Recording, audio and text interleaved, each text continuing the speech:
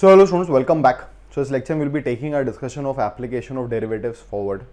Now पिछले lecture में हम लोगों ने इंक्रीजिंग एंड डिक्रीजिंग फंक्शन का कंसेप्ट सीखा था एंड वी हैड सीन कैसे हम लोग कैलकुलस का या डेरिवेटिव का एप्लीकेशन करके ये पता लगा सकते हैं कि इन अ गिवन इंटरवल फंक्शन कहाँ कहाँ इंक्रीजिंग है या फिर फंक्शन का ग्राफ कहाँ लेफ्ट से राइट जाने में ऊपर जा रहा है एंड कहाँ कहाँ फंक्शन डिक्रीजिंग है. We had also seen a example जहाँ पे हम लोगों ने अलग अलग जगह सिनेरियोज में एट अ पॉइंट या फिर at a given interval function की इंक्रीजिंग एंड डिक्रीजिंग नेचर के ऊपर बेस्ड क्वेश्चंस को देखा था. नो आज का जो लेक्चर होगा उसमें will be taking our discussion forward और हम लोग स्टार्टिंग में इंक्रीजिंग एंड डिक्रीजिंग फंक्शन का जो हमने कंसेप्ट सीखा था उसको यूज़ करके एक गिवन फंक्शन के गिवन इंटरवल में मैक्सिमम और मिनिमम वैल्यू को निकालना सीखेंगे, या फिर इसको कह सकते हैं we'll find the range of a given function in a given interval. एक गिवन इंटरवल में फंक्शन का आउटपुट कहाँ से कहाँ तक हो सकता है उसके ऊपर बेस्ड क्वेश्चंस को स्टार्टिंग में देखेंगे. Then we will be moving to questions या सिनेरियो जहाँ पे हम देखेंगे कि कैसे हम लोग इंक्रीजिंग एंड डिक्रीजिंग का कंसेप्ट यूज़ करके इनइक्वालिटीज़ को प्रूव कर सकते हैं, है ना. सो अभी तक हम लोगों ने देखा था कि कैसे इंक्रीजिंग डिक्रीजिंग में इनइक्वालिटीज़ को यूज़ करते हैं. अब इनइक्वालिटीज़ के अंदर इंक्रीजिंग एंड डिक्रीजिंग का एप्लीकेशन देखेंगे. सो effectively this would B the application of increasing and decreasing concepts. Later down the line, once we have completed these two scenarios, we'll be moving to two very famous theorems, जिनमें से पहले का नाम है Rolle's theorem and दूसरे का नाम है मीन वैल्यू थ्योरम, या जिसको लग्रांजेस मीन वैल्यू थ्योरम भी कहते हैं, LMVT या MVT के नाम से फेमस है. So let us initiate our discussion with two questions जहाँ पे हम देखेंगे कैसे we can apply the concept of increasing and decreasing to find or comment on the range of a given function in a given interval. तो सबसे पहला question है that is the question states, theoretically तो हम इस चीज़ को कर चुके हैं, we have already completed the concept of increasing decreasing, पर हम देख सकते हैं कि वो जो हमने थ्योरी अप्लाई या थ्योरी जो पढ़ी थी पिछले लेक्चर्स में वो कैसे हम अप्लाई कर सकते हैं अलग अलग सिनेरियोज में. That is the initial task of this lecture. तो सबसे पहला क्वेश्चन है show that you have to show that fx which is sine inverse of x upon under root of 1 plus x square minus ln x. अभी मैंने आगे लिखा नहीं है पर इस पोर्शन को देखकर आप रियलाइज कर सकते हो ये ITF है, इन्वर्स ट्रिग्नोमेट्रिक फंक्शन है, और ITF में स्ट्रेट फॉरवर्ड डिफरेंशिएट करने से पहले हम कोशिश करेंगे कि इसको सिंप्लीफाई कर लें. इज डिक्रीजिंग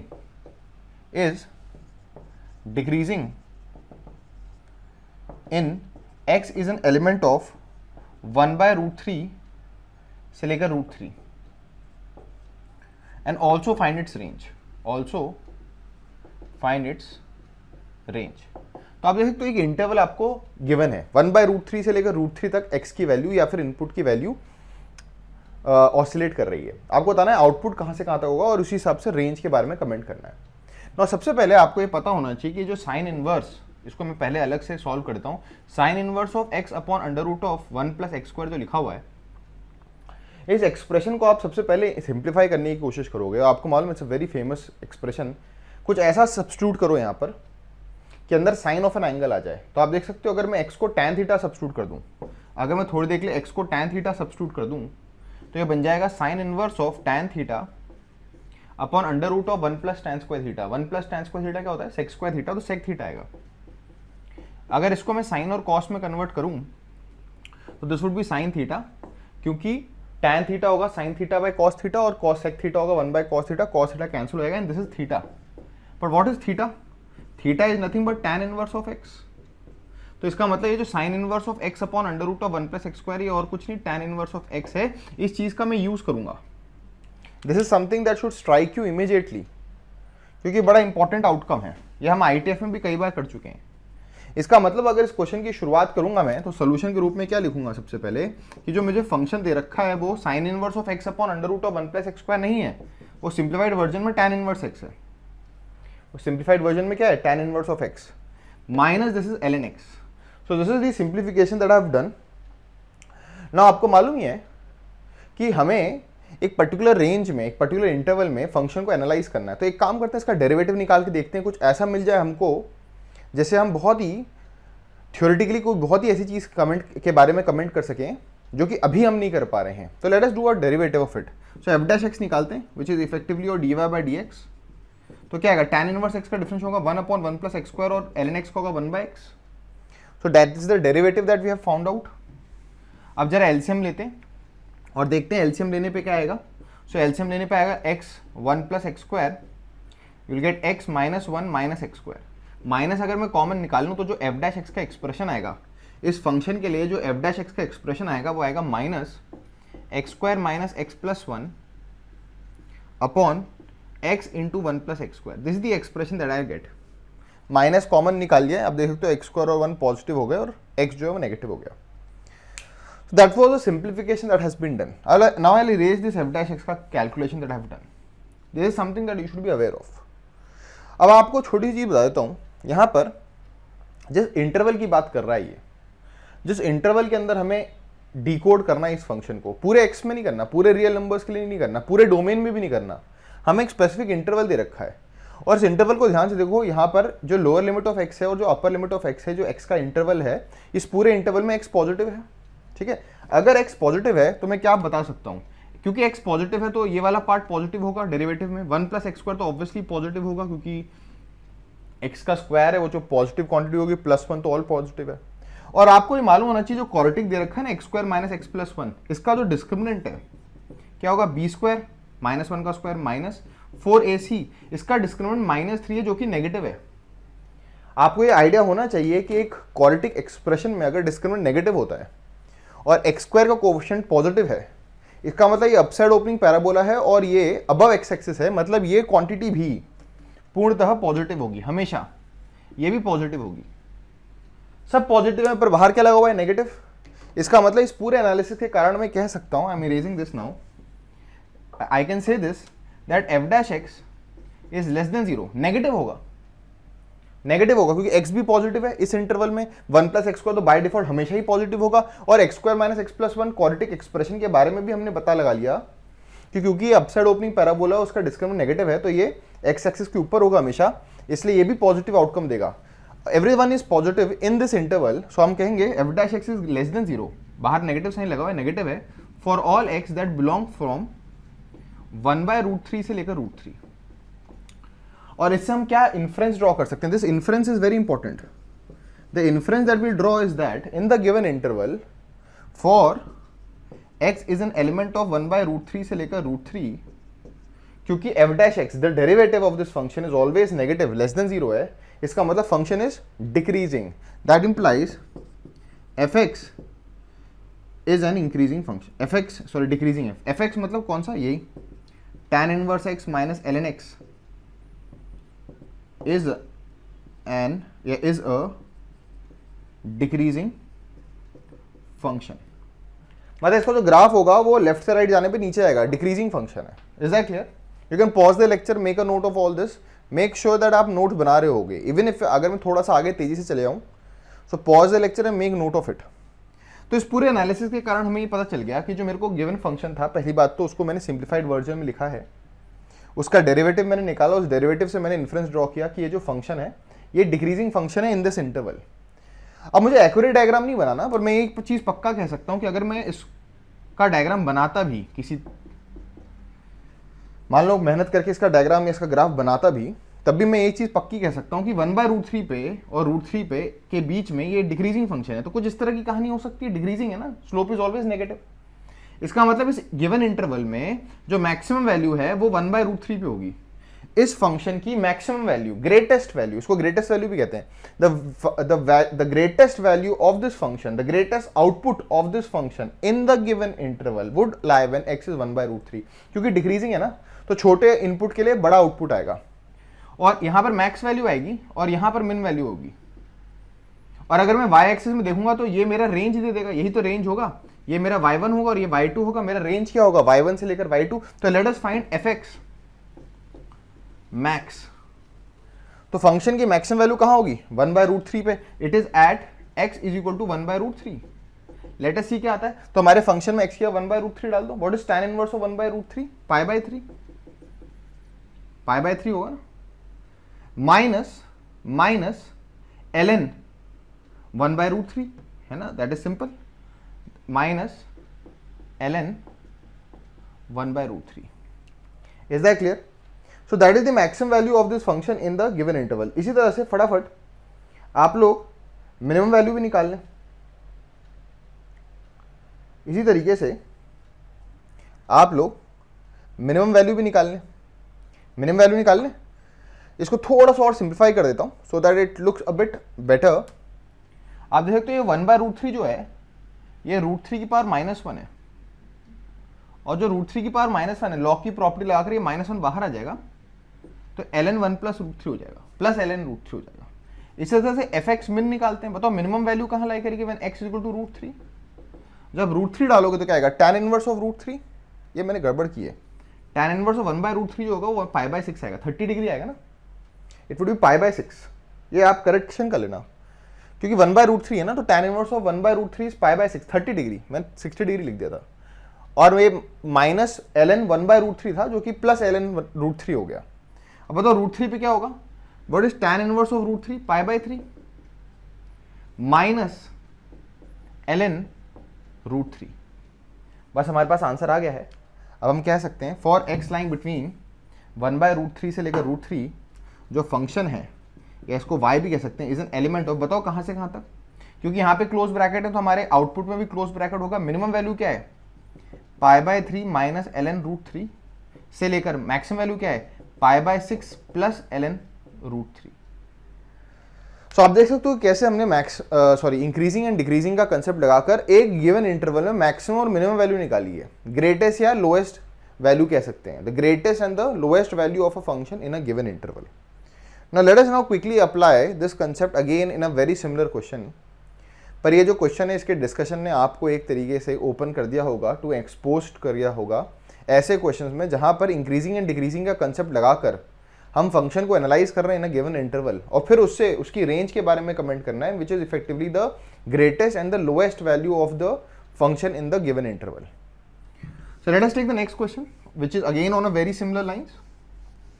याद रखना कैलकुलस के अंदर कंसेप्ट छोटा सा हो सकता है, इंक्रीजिंग डिक्रीजिंग का कंसेप्ट तो बेसिक सा कंसेप्ट है, स्लोप पॉजिटिव तो इंक्रीजिंग, स्लोप नेगेटिव तो डिक्रीजिंग, पर उसको कैसे अलग अलग सिनेरियोज में अप्लाई कर रहे हैं, that is what you should be expose to. अगला क्वेश्चन है which is again on a similar line is let fx is equal to x minus 1/x. Full stop. Find greatest and least value. Find greatest and least value of function fx for x is an element of 0 से 4। याद रखना ये 0 से 4 जो है open brackets में, boundaries are not included, तो हमारे आउटपुट में भी बाउंड्रीज को इंक्लूड नहीं करेंगे। ये छोटी मोटी चीज़ों का ध्यान रखना चाहिए। एनीवेज हम लोग इस फंक्शन का डिफरेंशिएशन करते हैं। Now that we have well versed कि हमें क्या करना है। इट्स अ सिमिलर क्वेश्चन जैसा पिछला क्वेश्चन था। बताओ f' क्या होगा, x का डिफरेंशिएशन 1 माइनस 1/x का minus 1/x², which is 1 plus 1/x²। In fact इस गिवन इंटरवल की बात तो छोड़ो, अगर आप डेरिवेटिव के एक्सप्रेशन को देखोगे, x का डिफरेंशिएशन 1 हो गया, माइनस 1/x का हो गया 1/x²। इसका मतलब क्या है, इसका मतलब ये है कि इस इंटरवल में तो चलो अच्छी बात है, पर ओवरऑल भी अगर x belongs to real number भी होता तो आपको मालूम है x जो है चाहे कुछ भी हो, x² एक पॉजिटिव क्वांटिटी होगी, इसका मतलब 1/x² वो भी पॉजिटिव, और पॉजिटिव में 1 ऐड करो तो बाय डिफॉल्ट पॉजिटिव होगी। पर नंदलेस हम कह सकते हैं that implies for x is an element of 0 से 4 f' is greater than 0 for all x that belong to 0 से लेकर 4 के बीच में। 0 पे तो obviously derivative would not be defined क्योंकि 1/0 इन्फिनिटी होगा, but 0 is not included.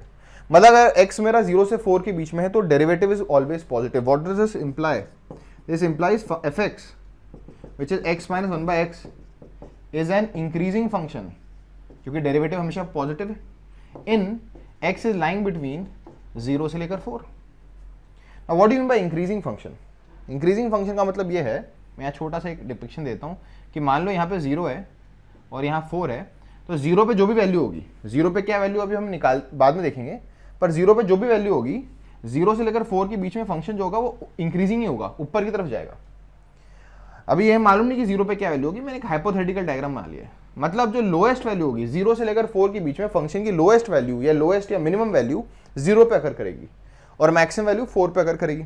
Anyways, so what is fx min?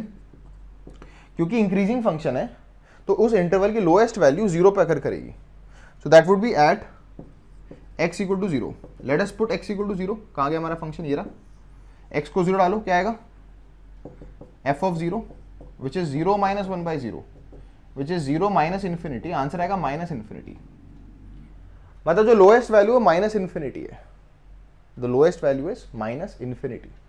जब x को आप 0 डाल रहे हो तो इट्स माइनस इन्फिनिटी। अच्छा बताओ fx की मैक्सिमम वैल्यू कब होगी, ऑब्वियसली क्योंकि उस इंटरवल में इट्स इंक्रीजिंग, तो मैक्सिमम वैल्यू 4 पे होगी। जो right most boundary, 0 is the left most boundary और 4 is the right most boundary, तो इंक्रीजिंग होने के कारण इंटरवल के लेफ्ट मोस्ट बाउंड्री पे सबसे छोटी वैल्यू होगी और राइट मोस्ट बाउंड्री पे सबसे बड़ी वैल्यू होगी। सो एट x इक्वल टू 4, बताओ क्या होगा, f of 4, what is that, x की जगह 4 डालो, 4 माइनस 1/4 विच इज 15/4 है ना, 4 इंटू 4 इज 16, 16 माइनस 1 इज 15/4। तो हम लोग अगर इस चीज को सब कुछ मिटा दें, now that we have found out everything here, तो हम कह सकते हैं कि जो लोएस्ट वैल्यू है फंक्शन की, fx is an element of, fx मतलब हमारा y जो है, जो आउटपुट है हमारा, या रेंज इसको कह सकते हैं। वैसे तो आंसर में उसने पूछा था what is the greatest value, तो आप ग्रेटेस्ट वैल्यू लिख देना 15/4, and what is the lowest value, minus infinity, पर आप कह सकते हो the answer would lie between minus infinity से लेकर 15/4 open brackets. Is this clear to you? So आप देख सकते हो कि कैसे हम लोगों ने इंक्रीजिंग एंड डिक्रीजिंग कंसेप्ट का एप्लीकेशन किया। एक तरीके से हम पढ़ रहे हैं एप्लीकेशन ऑफ डेरिवेटिव्स, डेरिवेटिव का एप्लीकेशन है इंक्रीजिंग डिक्रीजिंग, इंक्रीजिंग डिक्रीजिंग का एप्लीकेशन हमने किया फंक्शन के डोमेन और रेंज, डोमेन तो नहीं, रेंज के बारे में कमेंट करने के लिए, और हम देखा कि कैसे मैक्सिमम मिनिमम वैल्यू हमने निकालकर रेंज के बारे में कमेंट किया है। Now let us move to the second part of this lecture, है ना, the second portion of the application of increasing and decreasing, जहां पे हम देखेंगे क्लोज टू अराउंड 3 क्वेश्चंस में पिकअप करूंगा, जहां पे मैं आपको बताऊंगा कैसे हम लोग एक इनइक्वालिटी को प्रूव करने के लिए, बड़ा अच्छा कंसेप्ट है ये। In fact in competition this concept is utilised a lot to analyse a particular given function. हमें पता नहीं चलता कि हमें इंक्रीजिंग डिक्रीजिंग का कंसेप्ट लगाना है, पर लगता है ये। तो हेडिंग डालिएगा applying increasing and decreasing to prove a given inequality, है ना, या फिर application of increasing decreasing in inequalities को प्रूव करने के लिए, इनइक्वालिटीज को शो करने के लिए हम इंक्रीजिंग एंड डिक्रीजिंग का एप्लीकेशन करेंगे।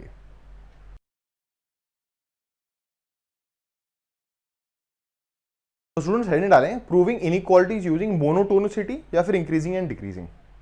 अब मैं आपको इस टॉपिक के क्वेश्चंस को पिक करने से पहले एक हल्का सा एक आइडिया दे देता हूं। देखो, अगर एक function, if function is increasing, तो आपको मालूम ही है, ये मैंने पिछले लेक्चर में भी थोड़ा सा पिक किया था कि अगर कोई फंक्शन इंक्रीजिंग है, इसका मतलब अगर मैं एक इंटरवल की बात करूं, किसी इंटरवल की बात करूं, उसमें आप देख सकते हो x2 इनपुट x1 इनपुट से बड़ा है, तो x2 जो इज ग्रेटर देन x1। सो मान लो ये y is equal to fx का ग्राफ है, ये y is equal to fx का ग्राफ है, और हम दो इनपुट्स की बात कर रहे हैं x1 और x2, और this is the y axis, this is the y axis, this is the x axis. So x axis पे आपने दो इनपुट्स लिए जिनमें से input x2 is greater then input x1। क्योंकि फंक्शन इंक्रीजिंग है, इसका मतलब x2 के करस्पॉन्डिंग जो आउटपुट आएगा, जो कि fx2 है, would automatically be greater than the output corresponding to fx1। मतलब अगर x2 is greater than x1 and fx is an increasing function, याद है ना, इंक्रीजिंग फंक्शन के लिए ट्रू है, then fx2 would be greater than fx1। और इसको कैसे हम किस तरह से याद कर सकते हैं, या क्या मंत्र है इसके पीछे, या how can we remember this? अगर कोई फंक्शन इंक्रीजिंग है तो उसके लगने से, इनइक्वालिटी पे के दोनों तरफ लगने से इनइक्वालिटी में कोई फर्क नहीं पड़ता। देखो x2 x1 से बड़ा था, तो fx2 भी fx1 से बड़ा है। तो इसको इस तरह याद रखना, if the function is increasing, तो उसके लगने से या उसके हटने से, हटा भी दो तब भी inequality sign remains the same. तो अगर कोई फंक्शन इंक्रीजिंग है तो उसके लगने से या उसके हटने से the inequality remain same, but this would not be true अगर ये फंक्शन डिक्रीजिंग होता। तो let me just take a hypothetical case कि मान लेते हैं फंक्शन जो है डिक्रीजिंग होता। तो मान लो हमारे पास एक फंक्शन है like this decreasing, you can see. So x2 से लेकर x1 के बीच में जो फंक्शन हमारे पास है वो डिक्रीजिंग है। सो मैंने वापस से एक फंक्शन लिया y is equal to fx, है ना, और हमने देखा कि वो जो फंक्शन है वो डिक्रीजिंग है, DEC स्टैंड्स फॉर डिक्रीजिंग। तो x1 से लेकर x2 के बीच में फंक्शन डिक्रीजिंग है। आप देख सकते हो x1 के corresponding this is the output, x1 के corresponding this is the output, और x2 के corresponding this is the output. Now if x2 x1 से बड़ा है, x2 x1 से बड़ा है, इनपुट x2 इनपुट x1 से बड़ा है, पर since F x is a decreasing function, decreasing लिखा है मैंने, तो आप देख सकते हो x2 जो कि बड़ा इनपुट है उसके करस्पॉन्डिंग आउटपुट छोटा है, तो therefore fx2 would be less than fx1। इसको कैसे याद रख सकते हैं, अगर फंक्शन डिक्रीजिंग है तो उसके लगने से या उसके हटने से, देखो लगाया आपने दोनों तरफ f, तो इनइक्वालिटी में रिवर्सल हो गया। और अगर उल्टा सोचो तो अगर ये ट्रू होता तो f के हटाने से रिवर्सल हो जाता। तो अगर फंक्शन डिक्रीजिंग है तो उसके लगने से या उसके हटने से डिक्रीजिंग है तो साइन में रिवर्सल आ जाता है, इनइक्वालिटी में रिवर्सल आ जाता है, जबकि इंक्रीजिंग फंक्शन में कोई रिवर्सल नहीं आता, it remains the same. Now let us see how do we apply this concept in proving an inequality. एक अगर इनइक्वालिटी मैं आपको दूं और उसको प्रूव करने को बोलूं, अभी तो मैं प्रूव करने के सिनेरियोस ले रहा हूं। आई विल टेक 3 एग्जांपल्स, है ना, गिन के 3 एग्जांपल्स लूंगा। पहले 2 क्वेश्चंस जो होंगे, पहले 2 एग्जांपल जो होंगे प्रूविंग के होंगे। The third one would be a question जिसके अंदर थोड़ा सा ऑब्जेक्टिव अप्रोच में पूछूंगा क्वेश्चन, जिससे आपको रियलाइज होगी कंपटीशन में कैसे पूछा जा सकता है क्वेश्चन। तो आपको लिखना है, क्वेश्चन है पहला, क्वेश्चन लिखें for x is lying between 0 से लेकर π/2। कौन सा क्वाड्रेंट है, पहला क्वाड्रेंट है, ओपन ब्रैकेट्स है। सो अगर x 0 से लेकर π/2 के बीच में, prove that sin x is less than x is less than tan x, है ना, sin x is less than x is less than tan x। मैं आपको sin x और tan x के बारे में एक छोटी चीज बता दूं, ये जो पर्टिकुलर इनइक्वालिटी है इसे आप कई किताबों में या कई बुक्स में या कई नोट्स में आप देखोगे तो this inequality is in fact told to you as a theory, क्योंकि इसके ग्राफ के एनालिसिस से इसको बताया जाता है। जैसे मैं आपको एक फटाफट ग्राफ से बता दूं इसको, अगर आप सेम ग्राफ पे 3 ग्राफ्स बनाओ, सेम xy प्लेन के ऊपर, सेम स्केल के ऊपर 3 ग्राफ्स बना रहे हैं, y is equal to sin x, y is equal to x and y is equal to tan x, और दोनों का ग्राफ, तीनों का ग्राफ सॉरी, मैं 0 से लेकर π/2 के बीच में बना रहा हूँ। दिस इज योर π/2 1 2 3 4 5 6 7 1 2 3 4 5 6 7, तो ये x एक्सिस है, दिस इज योर π/2, जस्ट थोड़ा सा स्केल। सो ये जो लाइन बनी है ना, ये होती है line y is equal to x, ये लाइन है y is equal to x। अब जो sin x होता है ना, sin x π/2 पे sin x की वैल्यू 1 होती है, तो π/2 होता है 1.5, तो 1 कहाँ होगा, कहीं यहाँ पे 1, तो sin x का ग्राफ यूं जाता है, मतलब इट्स अ कर्वेचर, पर ऊपर नहीं जाता। मैं थोड़ा सा इसको वापस यूं बना देता हूँ, कर्वेचर के साथ बनाना आप थोड़ा सा, जैसे कर्वेचर लाइक दिस। तो sin x का ग्राफ जो होता है आप देख सकते हो y is equal to x graph के नीचे ही होता है। sin x का ग्राफ जो है, ये sin x का ग्राफ है, I am just writing it, जो रेड से मैंने बनाया है नीचे वो y is equal to sin x का ग्राफ है। आप देख सकते हो किसी भी मोमेंट पे 0 से लेकर π/2 के बीच में किसी भी मोमेंट पे देखोगे तो sin x नीचे है और x ऊपर है, मतलब x is greater then sin x। x की कोई वैल्यू डालो, आउटपुट x से बड़ा आएगा और साइन ऑफ x से आउटपुट छोटा आएगा, है ना, ग्राफिकली आप देख सकते हो। जबकि अगर आप tan x का ग्राफ देखो तो tan x का ग्राफ आपको मालूम होगा ऐसा जाता है, इट गोज लाइक दिस, ऊपर की तरफ चला जाता है यूं, तो ये y is equal to tan x का ग्राफ है। So in many of the books, है ना, ये जो बीचों बीच कौन सा ग्राफ है, y is equal to x। तो आप देखें तो किसी भी मोमेंट पे अगर आप देखो, इस मोमेंट की बात कर रहे हैं, sin x की वैल्यू सबसे छोटी है, x की उससे बड़ी है और tan x की उससे बड़ी है। For a given x in the first quadrant, sin x would have the lowest output, x would have the middle output and tan x would have the highest output. तो ये inequality एक तरीके से मैंने ग्राफिकली प्रूव कर डाली, पर ये तो सिंपल इनइक्वालिटी थी जिसको ग्राफ से प्रूव किया जा सकता था। पर आगे चलकर हो सकता है ऐसी इनइक्वालिटी है जिसका मैं ग्राफ बनाना, फंक्शन का ग्राफ बनाना उस पर्टिकुलर इंटरवल में इतनी एक्यूरेटली पॉसिबल नहीं होगा। इनफैक्ट इसको भी मैंने अभी आपके सामने बना दिया, अब इसको आराम से सोचना, you give around 15 minutes, think about it कि ऐसा क्यों हुआ कि तीनों की शुरुआत 0 से हुई, क्योंकि sin x और tan x में x को 0 डालोगे तो तीनों ही 0 आउटपुट देंगे। पर फिर स्लोप्स को एनालाइज करना, y is equal to x की स्लोप जो है 1 है थ्रू आउट, sin x का जो स्लोप है ना स्टार्टिंग में 1 होगा, फिर गिरने लग जाएगा, इसलिए ये स्लोप घटता गया है, और tan x का स्लोप बढ़ेगा, sec2x आएगा उसका differentiation. So this is one way of analysing it, but that's not the point of this lecture here. आज जो हमारा इस लेक्चर में डिस्कशन है वो इस बात पे है कि इस इनइक्वालिटी को मैं प्रूव करूंगा using the concept of increasing decreasing या मोनोटोनिसिटी। तो let me first prove this. इसको इनइक्वालिटी नंबर 1 नाम देते हैं और इसको इनइक्वालिटी नंबर 2 नाम देते हैं। तो अगर मैं दोनों को अलग अलग प्रूव कर दूं, बीच में x is the common link, तो अगर इनइक्वालिटी 1 और इनइक्वालिटी 2 दोनों ही ट्रू हैं, sin x x से छोटा है और x tan x से छोटा है, then this inequality would be true. तो let us prove first inequality number 1 which states sin x is less than x। इसका प्रूफ करते हैं। नाउ आराम से इसका प्रूफ देखो आप, पहला स्टेप आपको अभी फॉर द टाइमिंग, पहला स्टेप जो है आपको थोड़ा सा नया लगेगा, अलग नहीं लगेगा, नया लगेगा। क्यों किया उसके आपको रीजनिंग जो है अगले 2-3 स्टेप्स बाद समझ में आ जाएगी। तो बहुत ही इंपॉर्टेंट कंसेप्ट है, ध्यान दीजिएगा सब लोग। आपको ये प्रूव करना है कि sin x x से छोटा है, तो आपने शुरुआत कहां से करनी है, वो थोड़ा सा नया है आपके लिए। सो लेट एक फंक्शन एज्यूम कर लो sin x माइनस एक्स। क्यों किया है, क्या फायदा है, वो भी 2-3 स्टेप्स बाद आपको समझ में आ जाएगा। तो पहले की इनइक्वालिटी में जो 2 टर्म्स थी उनको मर्ज करके x को एक तरफ ले आया, sin x माइनस एक्स करके एक फंक्शन आपने एज्यूम कर लिया। तो let F X be sin x minus X. बताओ what is F dash X? sin x का डिफरेंशिएशन cos x माइनस 1। आप देखते हो this is nothing but minus of 1 minus cos x, माइनस कॉमन निकाल लिया। फॉर x लाइंग बिटवीन 0 से लेकर π/2। आपको मालूम है 0 से π/2 फर्स्ट क्वाड्रेंट है। फर्स्ट क्वाड्रेंट में cos x की जो वैल्यू है, cos x की जो वैल्यू होती है वो कहां से कहां तक होती है, 0 से लेकर 1 के बीच में होती है। तो अगर ये cos x है, ये 0 से 1 के बीच में है, मतलब वर्स्ट के सिनेरियो में अगर ये 1 भी हो गया, 1 हो नहीं पा रहा, 1 अगर हो भी गया तब भी 1 माइनस 1 0 होगा, पर वो हो नहीं पा रहा। 0 से लेकर 1 के बीच में कोई भी नंबर लो, होगा तो 1 से छोटा, मतलब 1 माइनस cos x क्या है? What is 1 minus cos x? It's a positive outcome. 1 minus cos x positive outcome है, पर बाहर लगा है माइनस, तो इसका मतलब जो डेरिवेटिव है दैट इज नेगेटिव। यहां देख लो, for x lying in the first quadrant cos x जो होगा 1 से छोटा ही होगा। अगर cos x 1 से छोटा है, इसका मतलब f dash x is negative. तो आप कह सकते हो this implies f dash x is less than 0। What does this imply? इसका मतलब है for x is element of 0 से लेकर π/2, जो फंक्शन हमने अज्यूम किया था fx is a decreasing function. Decreasing function क्यों, समझ में आ गया? जो डेरिवेटिव आया उसका वो नेगेटिव आ रहा है हमेशा उस इंटरवल में 0 से π/2 के बीच में। It's a negative outcome that is coming. Derivative negative है, डेरिवेटिव नेगेटिव मतलब वो उस इंटरवल में डिक्रीजिंग है। अब सर डिक्रीजिंग है, अब इसको कैसे यूज करोगे, ये बहुत इंपॉर्टेंट है। ये चलो, ये पहला स्टेप, ये एक अच्छा स्टेप था,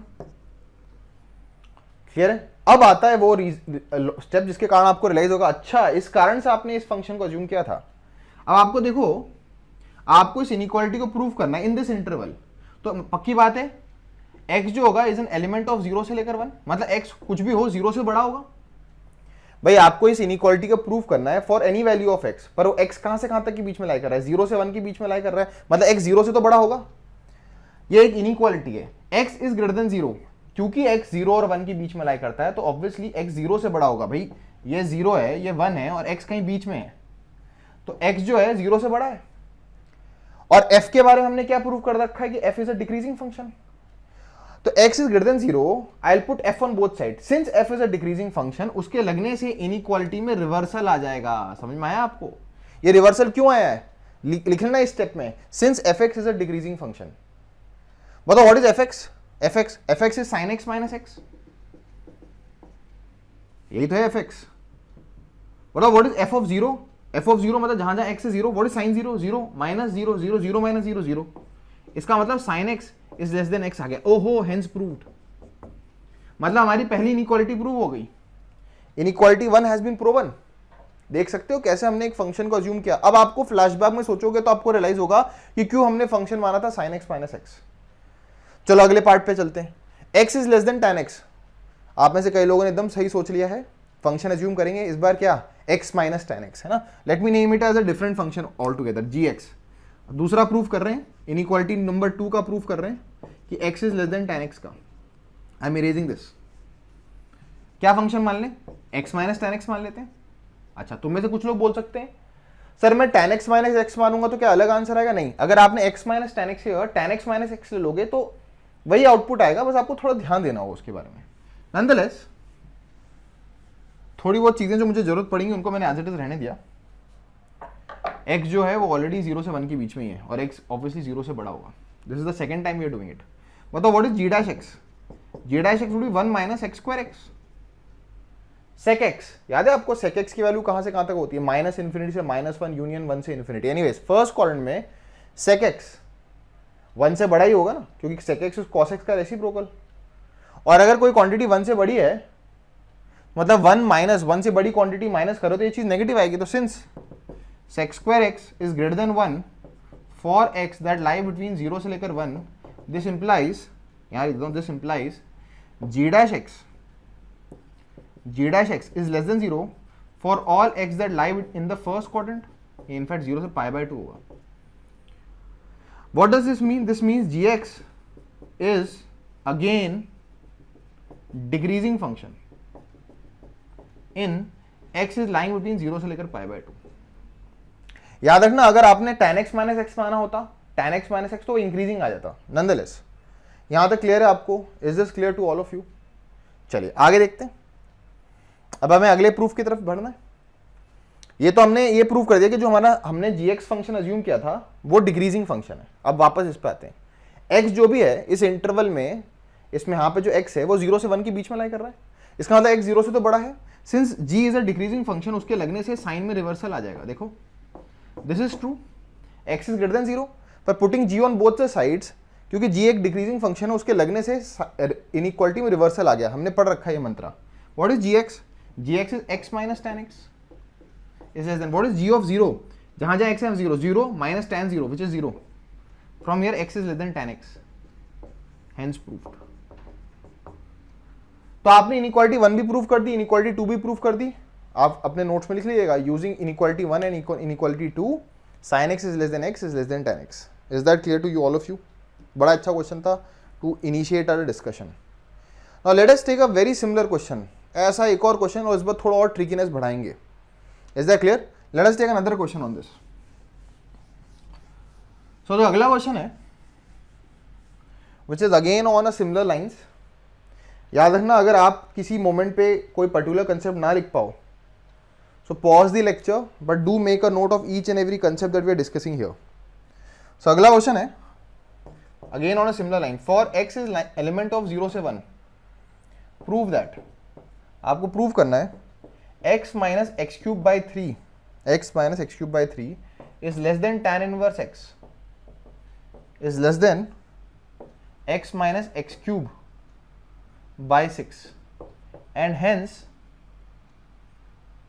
find limit x tends to 0 greatest integer of tan inverse x upon x. This is the question. ये सेकेंड पार्ट जो है ये तो बाद की बात है। सेकेंड पार्ट जो है वो तो बात की बात है, पहले फर्स्ट पार्ट को प्रूफ करते हैं। तो you have to prove x कहां से कहां तक है, 0 से 1 के बीच में। फर्स्ट क्वाड्रेंट है, याद हो ना, फर्स्ट क्वाड्रेंट 0 से पाई बाय 2 होता है, पाई बाय 2 तो 1.5 होता है, तो ये तो 1 है, फर्स्ट क्वाड्रेंट है ये तो। x minus x cube, let me just check the question 1, x minus x cube by 3 is less than tan inverse x is less than x minus x cube by 6। चलो let us start. So it's on a very similar lines. तो इसको दो portion में divide करेंगे, inequality number 1 हो गई और इसको इनइक्वालिटी नंबर 2 मान लेते हैं। सबसे प्रूफ करते हैं, सबसे पहले प्रूफ किसका, इनइक्वालिटी नंबर 1 का, जो कहता है x minus x cube by 3 is less than tan inverse x। इसको प्रूफ करेंगे। अभी दूसरा क्वेश्चन है सिमिलर लाइंस पे, तो अब तक तो आपको रियलाइज हो चुका होगा कि कैसे हमने फंक्शन को अज्यूम करना है। तो लेट फंक्शन भी क्या अज्यूम करेंगे, x minus x cube by 3 minus tan inverse x। तो हमने एक रैंडम सा फंक्शन अज्यूम कर लिया, जो कि अब रैंडमनेस कम नजर आ रही होगी। x minus x cube by 3 और tan इनवर्स x को भी ट्रांसफर कर दिया। Late us find f dash x। मतलब f डैश x क्या आएगा, 1 माइनस एक्स स्क्वायर है ना, 3 एक्स स्क्वायर आएगा, 3 कैंसिल आएगा, minus 1 upon tan inverse x होगा 1 plus x square. This is the, इसको थोड़ा सिंप्लीफाई करते हैं, this is 1 plus x square, यहाँ जाएगा 1 minus x square into 1 plus x square minus 1। From here you get f dash x is equal to, ये यहाँ पे a minus b into a plus b की property लग जाएगी, 1 minus x की power 4 minus 1 upon 1 plus x square. बहुत बढ़िया चीज़ है, f डैश x आ गया माइनस एक्स की power 4 upon 1 plus x square. आप में से कई लोगों ने तो इनफैक्ट 4c कर ही लिया होगा, क्या कि x वैसे 0 से 1 के बीच में, पर नंदलेस ये क्वांटिटी बाय डिफॉल्ट पॉजिटिव है, x की पावर 4 भी बाय डिफॉल्ट पॉजिटिव है, बाहर लगा है माइनस साइन, मतलब this is less than 0, negative है ये हमेशा, ये तो वैसे भी नेगेटिव है हमेशा। पर जिस इंटरवल की हम बात कर रहे हैं उस इंटरवल में तो ये वैसे भी नेगेटिव होगा ही होगा, वैसे तो ये हमेशा नेगेटिव है, क्योंकि x की पावर 4 एक पॉजिटिव क्वांटिटी है, 1 प्लस एक्स स्क्वायर एक पॉजिटिव क्वांटिटी है, बाहर लगा हुआ है माइनस, तो positive positive into minus would be negative. तो आपने इतना सब मेहनत करके क्या प्रूफ कर डाला, मैं यहाँ पे लिख रहा हूँ है ना, कि f dash x is less than 0, negative है ना, फॉर एक्स लाइंग बिटवीन 0 से लेकर 1, 0 से लेकर 1 के बीच में, क्योंकि हम स्पेसिफिकली 0 से 1 के बीच की बात कर रहे हैं, 0 से लेकर 1 के बीच में फंक्शन जो है वो एक डिक्रीजिंग फंक्शन है या डेरिवेटिव नेगेटिव है. That implies what? F x is decreasing for x lying between 0 से लेकर 1. अब वही कहानी, डिक्रीजिंग है, अच्छी बात है. x क्योंकि 0 से 1 के बीच में है, since x is an element of 0 से 1, इसका मतलब x 0 से तो बड़ा होगा. x 0 से 1 के बीच में मतलब x 0 से तो बड़ा है. अब f एक डिक्रीजिंग फंक्शन है, तो हम दोनों तरफ f लगाते हैं. आपको मालूम है डिक्रीजिंग है, दोनों तरफ f लगाएंगे तो इनइक्वालिटी में रिवर्सल होगा. This implies f of x is less then f of 0. यहां रीजन लिख लेता हूं, सिंस fx इज डिक्रीजिंग. नीचे की तरफ बताओ व्हाट इज fx? fx तो ये रहा. This implies x minus x cube by 3 minus tan inverse of x is less than what is f of 0? जहां जहां x है 0 0 0, tan inverse of 0 0. This implies what? x minus x cube by 3 इस tan inverse x को उधर ले आओ, is less than tan inverse of x. Inequality number 1 hence proved. Realize हो रहा है आपको कितना आसान हो गया अब तो? You seeing the second question on a similar lines. अब तो बहुत आसान हो जाना चाहिए. Late us do this inequality number 2. Inequality number 1 पे टिक लगा रहा हूं, ये हो चुकी है हमसे, हो गया. चलो इनइक्वालिटी नंबर 2 को करते हैं. इनइक्वालिटी 2 में क्या अंतर आएगा? Let me just erase this portion now.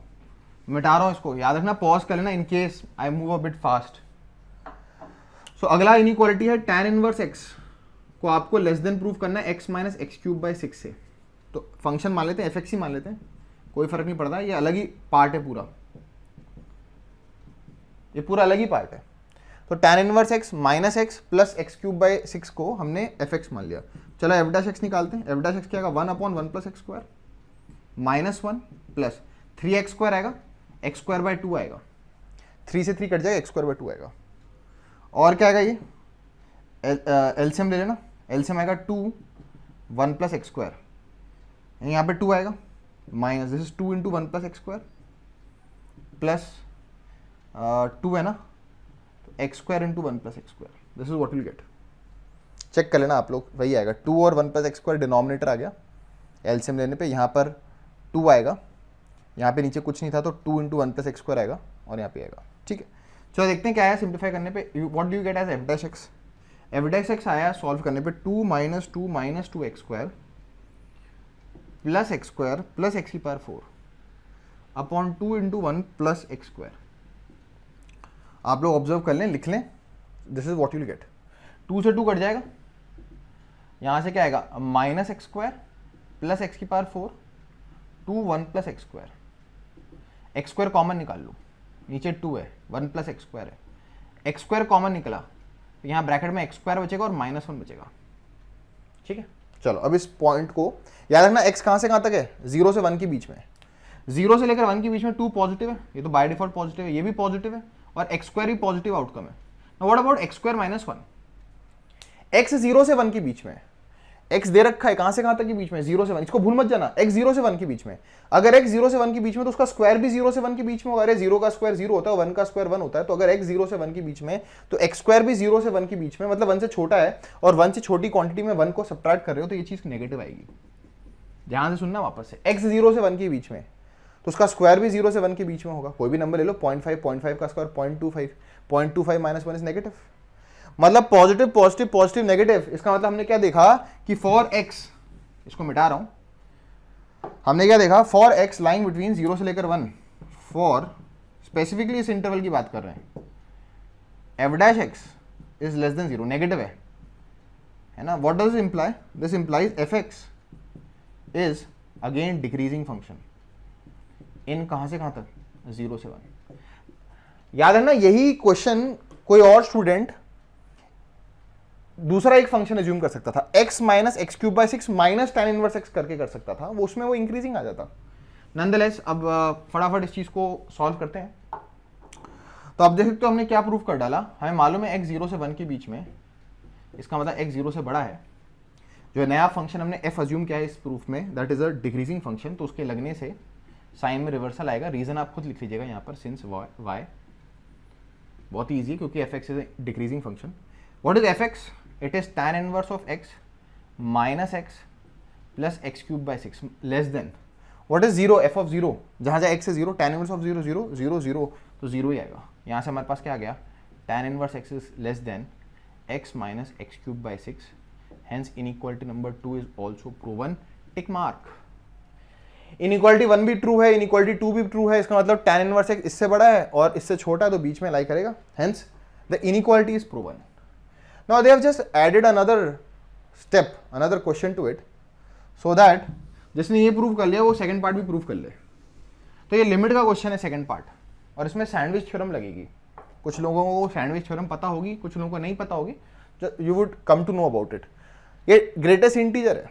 देखो हमने क्या प्रूव कर लिया, वी हैव प्रूवन सिंस, अब तो प्रूव हो गया, tan inverse x lies from where to where, x minus x cube by 3 से लेकर x minus x cube by 6 के बीच में लाई करता है। अब हमें जो जिसकी लिमिट निकालनी है उसमें नीचे x है डिनोमिनेटर में, तो x से थ्रू डिवाइड कर देते हैं। x क्योंकि पॉजिटिव आउटकम है, उससे डिवाइड करने से inequality would remain same, x से डिवाइड करने पे हमारे पास ये आउटकम आ जाएगा।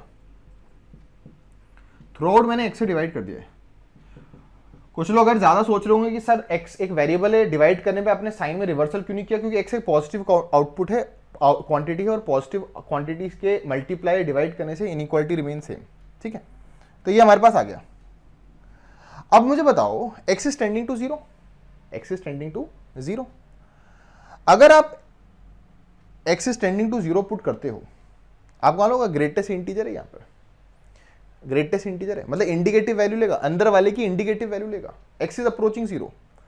अब सुनना ध्यान से, अगर x इज अप्रोचिंग 0 तो ये क्वांटिटी और ये क्वांटिटी, या इसको ऐसा करते हैं, इसका this is lying between this and this, मतलब इसका greatest integer would lie between this and this.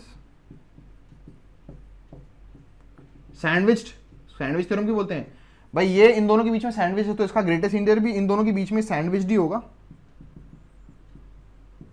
और लिमिट लगाओगे तब भी वो सैंडविच ही होगा। लिमिट लगा लो आप, लिमिट x टेंड्स टू 0। आपको याद होगा लिमिट्स में हमने पढ़ा था कि limit can not go inside the greatest integer, indicative value लेता है। सोचना ध्यान से, ध्यान सोचिएगा, जब आप x को 0 डालोगे तो ये क्वांटिटी अंदर 1 हो रही है, पर क्या वो एग्जैक्टली 1 हो रही है? नहीं, ये 1 से हल्की सी छोटी होगी, क्योंकि x is approaching 0, it's not exactly 0। तो अगर x इज अप्रोचिंग 0 तो ये जो क्वांटिटी होगी पॉजिटिव होगी, क्योंकि स्क्वायर है, पर होगी तो हल्की सी 1 से छोटी, क्योंकि 1 में से कुछ सब्ट्रैक्ट कर रहे हो आप, कोई छोटी सी क्वांटिटी सब्ट्रैक्ट कर रहे हो, तो ये क्वांटिटी 1 से हल्की सी छोटी होगी, और 1 से हल्की छोटी क्वांटिटी का ग्रेटेस्ट इंटीजर क्या होता है? 0, तो दिस इज 0। सिमिलरली यहाँ पे भी 1 माइनस है, x इज अप्रोचिंग 0, चाहे from the positive side approach करो या नेगेटिव साइड से अप्रोच करो, एक्स स्क्वायर होने के कारण ये क्वांटिटी पॉजिटिव होगी, मतलब 1 में से कोई छोटी सी पॉजिटिव क्वांटिटी आप माइनस कर रहे हो, तो वो 0.99 होगा, तो इसका ग्रेटेस्ट इंटीजर भी 0 होगा।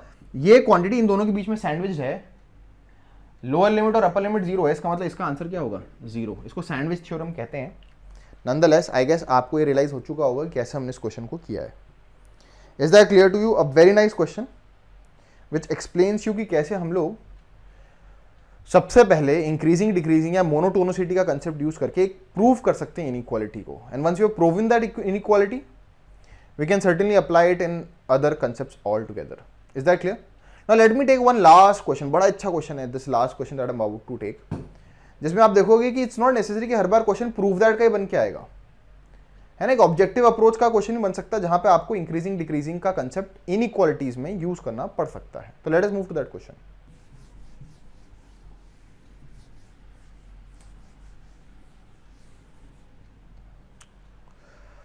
तो स्टूडेंट्स जो नेक्स्ट क्वेश्चन है is compare which of the following is greater. Compare, इस क्वेश्चन को अच्छी तरह लिख लेना आप लोग, समझ लेना।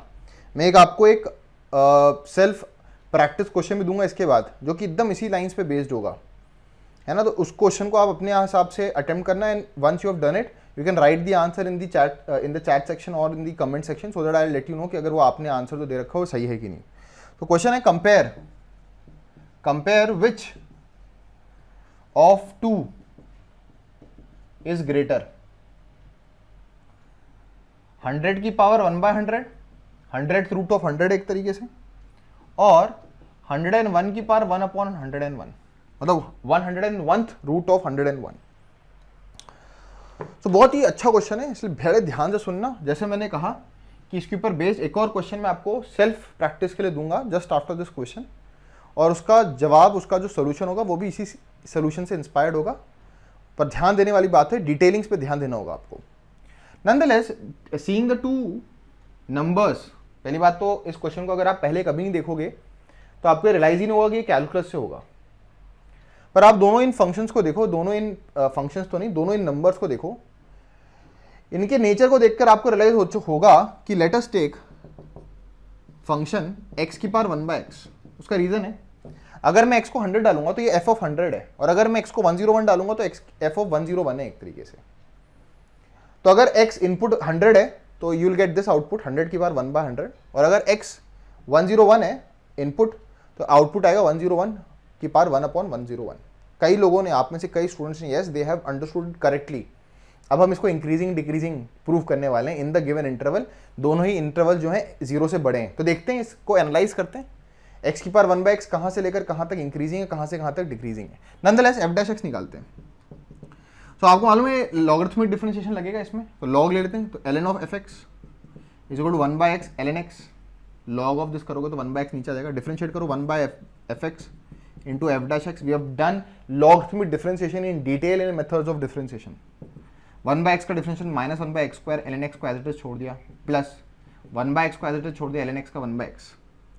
From here you gate f'(x), fx को उधर मल्टीप्लाई करोगे fx, ये कितना आएगा 1/x² minus 1/x² into ln x।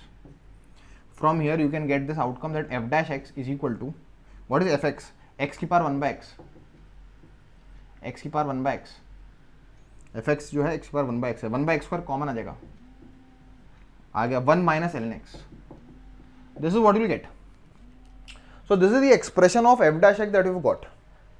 Is that clear? Now एक चीज याद रखना, वैसे यहाँ मेंशन नहीं है पर 100 और 101 के लिए आप देख सकते हो x is positive real number. हमें एनालिसिस करनी है for x is a positive real number, ठीक है। x अगर एक पॉजिटिव आउटकम है तो मैं रेड से डिनोट कर रहा हूं, अगर x एक पॉजिटिव आउटकम है या पॉजिटिव इनपुट है तो x² एक पॉजिटिव आउटकम होगा, x की पावर 1/x भी पॉजिटिव ही होगा। मतलब 1 माइनस ln x ही डिसाइड करेगा, 1 माइनस ln x ही डिसाइड करेगा कि कहां कहां f'(x) पॉजिटिव है और कहां कहां f'(x) नेगेटिव है। वापस बोल रहा हूं, x एक पॉजिटिव रियल नंबर है। सिर्फ पॉजिटिव रियल नंबर के लिए क्यों हम लोग एनालाइज कर रहे हैं, क्योंकि दोनों ही इनपुट्स 100 और 101 पॉजिटिव है। अगर x पॉजिटिव रियल नंबर है तो x² पॉजिटिव है, x की पावर 1/x पॉजिटिव है। अब 1 माइनस ln x ही डिसाइड करेगा कि कहां कहां ये पॉजिटिव है। जहां जहां ये पॉजिटिव होगा वहां f'(x) पॉजिटिव आएगा, क्योंकि positive into positive would be positive, और जहां जहां 1 माइनस ln x नेगेटिव आएगा वहां f'(x) नेगेटिव आएगा, ठीक है। So nonetheless I am just erasing this is something that you already done it. अब जो एनालिसिस पार्ट है वो चालू होता है। जरा 1 माइनस ln x के बारे में बात करते हैं। 1 माइनस ln x का क्रिटिकल पॉइंट निकालते हैं, देखते हैं 0 कब होता है, जब ln x 1 होता है, मतलब x जो होता है e की पावर 1 होता है, जो कि e होता है।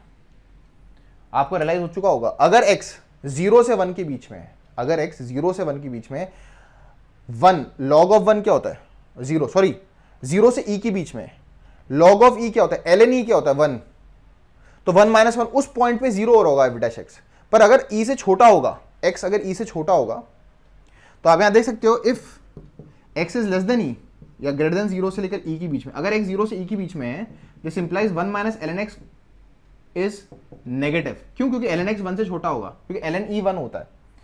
But if x is greater then e, जो कि हमारे लिए है, e की वैल्यू जो है उससे बड़ी है ना 100 और 101, तो e से बड़ा है, that implies 1 minus ln x, sorry अगर x e से छोटा है तो ln e 1 होता है ना, तो ये क्वांटिटी जो है पॉजिटिव आएगी, सॉरी अरे 1 माइनस ln x है, ln ऑफ e 1 होता है, उससे पहले तो ln ऑफ कोई भी क्वांटिटी ln 1 0 होता है, तो 1 माइनस 0 इज पॉजिटिव। तो अगर x e से बड़ा है देन इट इज नेगेटिव, क्योंकि ln e 1 होता है तो 1 से बड़ी क्वांटिटी आएगी, दिस वुड बी नेगेटिव।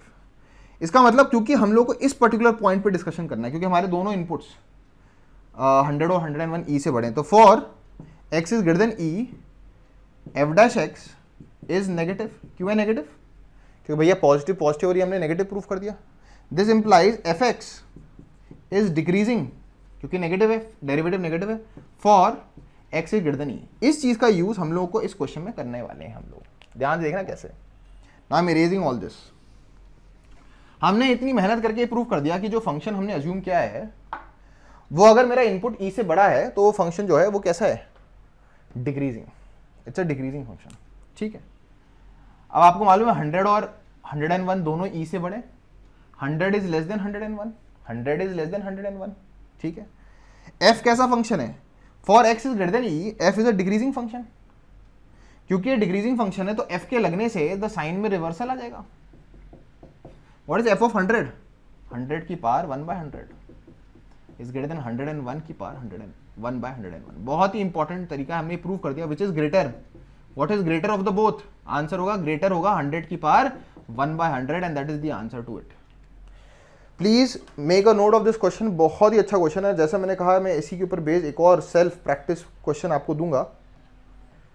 वो जो सेल्फ प्रैक्टिस क्वेश्चन मैं आपको देने वाला हूँ विच is again on a very similar lines, इसी तरीके का हुआ है ना। Make a note of this बेटा, देखो जितना एक्सपोजर होगा आपको इस तरह के क्वेश्चंस पे उतनी अच्छी तरीके से आप इस तरह के क्वेश्चंस को अटेम्प्ट कर पाओगे।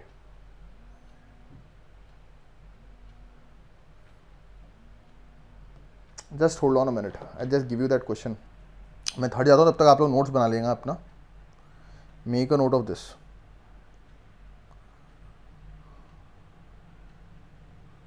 Yes, so I am just erasing this. एक और क्वेश्चन जो इसी लाइंस पे है, जो इसी तरीके के कंसेप्ट से होगा, और वो होगा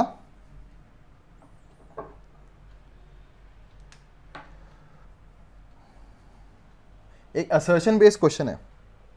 असर्शन बेस्ड क्वेश्चन में आपको मालूम ही होगा स्टेटमेंट, दो स्टेटमेंट दे रखे होते हैं और उन स्टेटमेंट्स को एनालाइज करके आप बताते हो कि कौन सी चीज सही है। पहले मैं क्वेश्चन लिख देता हूं। स्टेटमेंट नंबर 1, स्टेटमेंट नंबर 1 है the greatest of numbers, the greatest of numbers 1 2 की पावर 1/2, 3 की पावर 1/3, 4 की पावर 1/4, 5 की पावर 1/5, 6 की पावर 1/6, 7 की पावर 1/7 इज 3 की पावर 1/3।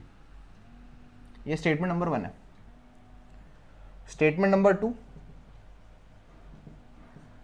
x की power 1/x is increasing function, x की power 1/x is increasing function for x is lying between 0 से लेकर e and decreasing function for x is greater then e। आपके पास options हैं a, b, c and d, और ये options क्या हैं? 1 is true, मतलब statement 1 is true, statement 1 is true, statement 2 is true, and 2 is correct explanation, 2 is correct explanation of 1। B क्या है? 1 is true, statement 2 is true, but 2 is not correct explanation, correct explanation of 1। C क्या है? 1 is true, statement 1 is true, statement 2 is false, and D option क्या है? 1 is false and 2 is true। Is that clear? This is how the assertion and reasoning question is there। दो statements आपको दे रखे हैं, दोनों ही statements को आपको analyze करना है। पहले और दोनों फर्स्ट पार्ट और ए ऑप्शन और बी ऑप्शन कहते हैं कि 1 और 2 दोनों ट्रू हैं, पर ए पार्ट में क्या है? 2 is the correct explanation of 1, और बी पार्ट क्या कहता है? 2 is not the correct explanation. दोनों है तो सच, पर 2 is not the correct explanation. C क्या कहता है? 1 is true, 2 is false, and D क्या कहता है? 1 is false and 2 is true. तो you can attempt the question which is very similar to the question जो कि अभी जस्ट पहले हमने किया है। Now let us move to the next theory of our lecture here, and that is the two very famous theorems, है ना। we'll quickly just complete these two theorems। इनके ऊपर based advanced level के questions we'll see in the subsequent lectures, but the two theorems are, first is the Rolle's theorem and the second is the mean value theorem। और अगर आप उनको conceptually समझोगे तो आपको realize होगा कि वो theorems नहीं, वो तो obvious से facts हैं, they are just stated in a very refined manner, है ना। तो let us move to those theorems now।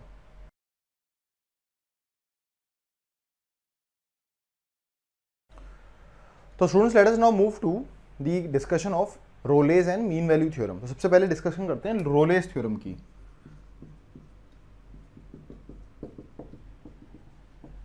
Now ये जो रोलेज थ्योरम्स हैं, ये दोनों जो थ्योरम्स हैं एक पर्टिकुलर हाइपोथेसिस पे हैं। हाइपोथेसिस का मतलब एक पर्टिकुलर सिनेरियो को डिस्कस करती हैं, और आप जब उन थ्योरम्स को आप पढ़ते हो as such and without analyzing it would seem कि एज इफ ये जो थ्योरम्स है कुछ बहुत ज़्यादा रॉकेट साइंस टाइप चीज़ कुछ बता रही होंगी, ऐसा आपको लगेगा। बट अगर आप उसको ग्राफिकली एनालाइज करोगे तो you would see that it is really common sense. It's just a common sense written in a way, बड़े रिफाइंड तरीके से लिख रखा है। तो सबसे पहले आते हैं रोलेज थ्योरम पे। तो रोलेज थ्योरम कब लगती है? सबसे पहले लिखें if a function f satisfies, so I'll display the Rolle's theorem in front of you rather than writing it here. So if the function f satisfies the following three hypotheses का मतलब 3 particular scenarios को अगर वो satisfy करती है। सबसे पहली क्या है, ए पार्ट को पढ़ें आप। f is a continuous on the closed interval a से लेकर b, है ना। कंटिन्यूटी की बात क्लोज इंटरवल में कर रखी है। ये छोटी छोटी चीजें जिनको ऑब्जर्व करना है आपको। सो इफ द फंक्शन, जो भी फंक्शन है टास्क है हमारे पास, वो एक इंटरवल में, सबसे पहली बात याद रखना रोलेज थ्योरम कब लगता है, एक फंक्शन पे लगता है, और कब लगता है, एक इंटरवल में। कोई इंटरवल आपके सामने होना चाहिए। तो रोलेज थ्योरम और मीन वैल्यू थ्योरम दोनों कब लगती है, एक फंक्शन पे लगती है जब हम एक इंटरवल में उसको डिस्कस कर रहे होते हैं। सो मान लो मुझे एक फंक्शन दे रखा है y इक्वल टू fx और एक इंटरवल दे रखा है a से लेकर b, और जो मेरा फंक्शन f है it satisfies the following 3 hypothesis. पहला, it is continuous in the closed interval a से लेकर b। दूसरा, f is differentiable in the open interval a से लेकर b। अभी ओपन इंटरवल की क्यों बात हो रही है, आपको याद होगा डेरिवेटिव होने के लिए left hand derivative should be equal to right hand derivative. तो बाउंड्रीज पे क्या हो रहा है, एग्जैक्टली डिफरेंट डेरिवेटिव एग्जिस्ट करता है कि नहीं करता है, इसलिए कोई ज़्यादा टेंशन की बात नहीं होती, उसको ज़्यादा कंसिडरेशन में लेते नहीं है। इसलिए डेरिवेटिव जो होता है, डिफरेंशिएबिलिटी की जो बात होती है, उसमें बाउंड्रीज को हम एक्सक्लूड कर देते हैं। And the last C is very important, F of A is equal to F of B. F of A मतलब ए उस इंटरवल की शुरुआत में जो आउटपुट है और जो उस इंटरवल के बी पॉइंट जो उसका राइट मोस्ट बाउंड्री उस पर जो आउटपुट है वो सेम हो। अगर ये तीनों चीज़ें ट्रू होंगी, अगर किसी फंक्शन के लिए ये तीनों कंडीशंस ट्रू हैं कि वो एक गिवन इंटरवल में कंटिन्यूअस भी है, डिफरेंशिएबल भी है, और ए और बी पे वैल्यू सेम है, तब ये रोलेज थ्योरम कहता है then there exist at least one C which is an element of A से लेकर बी। ए और बी इंटरवल में कहीं ना कहीं बीच में एक और सी लाई करेगा, such that F dash c would be equal to 0। तो ये तो मैंने आपको स्टेटमेंट शो कर लिया, you can right it down, make a note of this. Now let me explain you इसको ग्राफिकली, और ग्राफिकली समझोगे तो आपको रियलाइज होगा ये तो बहुत ही ऑब्वियस सी चीज़ थी। सो मान लो एक पॉलिनोमियल फंक्शन को लेते हैं, याद रखना polynomial function, exponential function, sine function, cos function, these are the best examples to take because they are continuous everywhere and they are differentiable also everywhere. तो let me take an example of a polynomial function. कोई polynomial function ले लेते हैं, और मान लो हम x axis में 2 points a और b के बीच में इस इंटरवल में उस फंक्शन की बात करते हैं। तो पहला जो फंक्शन के लिए हाइपोथेसिस है, जो पहली नेसेसिटी है रोलेज थ्योरम लगाने के लिए, वो ये है कि the function should be continuous, मतलब a से लेकर b के बीच में फंक्शन जो है कंटिन्यूअस है, कुछ ऐसा। इट इज डिफरेंशिएबल ऑल्सो, ठीक है, कहीं पीक नहीं बन रही होगी अगर कंटिन्यूटी है, और पीक्स नहीं बन रही, एब्रप्ट चेंज इन स्लोप नहीं आ रहा, मतलब डिफरेंशिएबल भी है।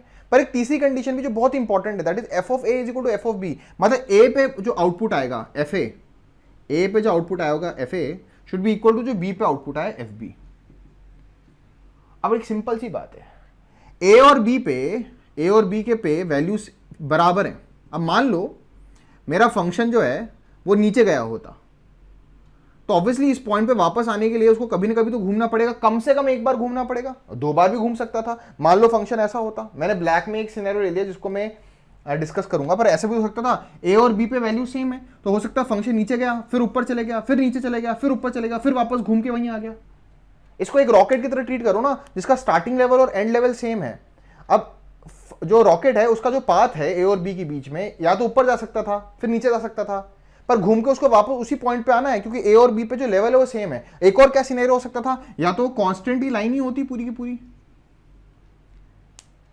तो जो मैंने ब्लैक में आपको सिनेरियो दे रखा उसको अपने सामने रखते हुए ये बात तो पक्की है कि अगर एक फंक्शन है एक गिवन इंटरवल ए और बी के बीच में, कहीं पे भी डिसकंटिन्यूटी नहीं हो रही, ब्रेकेज नहीं हो रहा, डिफरेंशिएबिलिटी है पूरी तरीके से, एब्रप्ट चेंज इन स्लोप नहीं हो रहा, और लेफ्ट बाउंड्री और राइट बाउंड्री पे जो इंटरवल की स्टार्टिंग पॉइंट और एंड पॉइंट है उस पे फंक्शन की वैल्यू अगर सेम है तो पक्की बात है कहीं ना कहीं कम से कम एक बार तो फंक्शन को टर्न करना ही पड़ेगा ना। सोचो ना तुम इस लेवल पे हो और इसी लेवल पे दोबारा आना है और तुमने जर्नी चालू की और गलती से नीचे चले गए, तो वापस इस लेवल पे आने के लिए कम से कम एक बार तो आपको टर्न करना ही पड़ेगा। 2 बार भी टर्न कर सकते थे, ऐसा भी हो सकता था, पर कम से कम एक बार तो आपको टर्न करना ही करना है ना, which is shown in this scenario. मैं इस टर्निंग पे इतना क्यों कॉन्सेंट्रेट कर रहा हूं, क्योंकि आपको मालूम है कि जब भी ग्राफ में टर्निंग आती है, टर्निंग देखो यार, टर्निंग हुई, ये टर्निंग्स हुई, जब भी ग्राफ में टर्निंग आती है, देखो टर्निंग आती है, वहां पे स्लोप क्या होती है, 0। इसका मतलब ए और बी के बीच में कम से कम एटलीस्ट एक पॉइंट तो ऐसा होगा ही होगा जहां पर जो स्लोप इज 0। इसी चीज को उन्होंने स्टेट कैसे किया है, then there exist at least one C, एक सी, इस ब्लैक वाले को मैं बाकियों को मिटा रहा हूं just to keep the black one, the black scenario in picture. इस सिनेरियो को पिक्चर में रखो, कहीं ना कहीं एक सी तो होगा ही ए और बी के बीच में, जहां पर f dash c, you know what is the meaning of f dash c, slope, the tangent would be parallel to x axis. कहीं ना कहीं तो ऐसा होगा ना कि ए और बी इंटरवल के बीच में कहीं ना कहीं तो टर्निंग पॉइंट आएगी, क्योंकि उसी लेवल पे वापस आना है और उस पॉइंट पे जहां पर टर्निंग हुई वहां पर slope would be 0, the tangent at that point would be parallel to the x axis. देखो ना यहां पर वो 2 पॉइंट्स हैं, पर कम से कम एक पॉइंट तो होगा ही होगा, and that is stated in the Rolle's theorem which states that there should at least be one point, there should be at least one C in A से लेकर B such that F dash is equal to 0। इसको geometrically आप इस तरह interpret कर सकते हो कि somewhere between A and be the curve has at least one point, somewhere between A and B the curve has at least one point where the tangent at that point is parallel to the x-axis। होना ही है क्योंकि turning आ रही होगी। Is that clear? Now let us just quickly do one question on Rolle's theorem। आपके academics में तो इसके ऊपर बेस्ड क्वेश्चंस जो आते हैं वो प्रूव दैट के आते हैं, और वैसे ही एक क्वेश्चन ले रहा हूँ। Later down the line in subsequent lectures I also take questions on Rolle's theorem, जहां पर हम लोग फंक्शन को खुद अज्यूम करेंगे और देखेंगे कैसे रोलेस थ्योरम के कंसेप्ट को हम एडवांस क्वेश्चंस में लगा सकते हैं। But today will be taking only question जहां पे हमें प्रूफ करना होगा। सो क्वेश्चन कहता है, the question states, just hold on, let me change the marker, yes, the question states verify, you have to verify Rolle's theorem, you have to verify Rolle's theorem for function fx is equal to x cube minus 3x square plus 2x in interval x is an element of 0 से लेकर 2। अब आपको function भी दे रखा और interval भी दे रखा है। याद रखना रोलेस थ्योरम और मीन वैल्यू थ्योरम के क्वेश्चंस में आपको फंक्शन तो दे ही रखा होगा, साथ में एक इंटरवल भी दे रखा होगा, क्योंकि इंटरवल नहीं दे रखा होगा तो वो 3 हाइपोथेसिस, वो 3 मस्ट कंडीशन जिनके होने पे ही हम रोलेस थ्योरम अप्लाई कर सकती हैं, उनको कैसे वेरीफाई करेंगे। तो सबसे पहले जब भी इस तरह के वेरिफिकेशन वाले क्वेश्चंस आए तो आपको मालूम है, वापस से रोलेस थ्योरम आपको डिस्प्ले कर देता हूँ, I will keep it display. आपको मालूम है रोलेस थ्योरम के एप्लीकेशन के लिए सबसे पहले आपको ये बताना होगा कि जो फंक्शन आपको दे रखा है वो उन 3 हाइपोथेसिस को सेटिस्फाई करता है। अब आपको रियलाइज होगा कि majority of the academic questions में जो फंक्शन आपको दे रखा होगा वो पॉलिनोमियल फंक्शन है, जैसे यहाँ पे पॉलिनोमियल फंक्शन है, क्यूबिक फंक्शन है। तो आप क्या हो गए, since F function is a polynomial function है ना, एग्जाम्स में आए तो यही लिखना है, पॉलिनोमियल फंक्शन, हेंस पहला fx इज कंटिन्यूअस, कंटिन्यूअस को शॉर्ट फॉर्म में ऐसे लिखा है इन 0 से लेकर 2। ध्यान से देखो पहली वाली लाइन को, f is continuous in the closed interval a से लेकर b, तो fx is continuous in the closed interval, what is the interval here, 0 and 2। यहाँ पे स्मॉल a और स्मॉल b क्या है, 0 और 2। फंक्शन पॉलिनोमियल है, बस आपको बस ये लिख देना है, क्योंकि हर पॉलिनोमियल फंक्शन कंटिन्यूअस होता है। हेंस फंक्शन इज डिफरेंशिएबल इन, याद होगा डिफरेंशिएबिलिटी के बारे में हम जब लिखते हैं तो हम लोग ओपन ब्रैकेट में लिखते हैं, तो पहला जो हाइपोथेसिस था और जो सेकंड हाइपोथेसिस है वो हमने वेरीफाई करवा लिया कि हाँ भाई ये जो फंक्शन है इस इंटरवल के लिए रोलेस थ्योरम लगाने के लिए जो जरूरी चीजें हैं वो हो रही है कि नहीं हो रही, हो रही है, 2 तो हो रही है, पर एक तीसरी चीज भी थी, f of a should be equal to f of b। चला फटाफट f ऑफ 0 निकालते हैं, बताओ f ऑफ 0 क्या होगा, x का 0 डालो, 0 0 0 0। जरा फटाफट f ऑफ 2 निकालो, 2 का cube minus 3 into 2 square plus 2 into 2, what is 2 cube 8 minus 3 into 4 is 12 plus 4, ये भी 0 आएगा। इसका मतलब f of 0 is equal to f of 2 is equal to 0। मतलब इसके बाद लोगे hence since the 3 hypothesis is verified, hence Rolle's theorem is applicable. अभी ये सिर्फ इतना हुआ है कि Rolle's theorem is applicable for this function in this interval. Is that clear?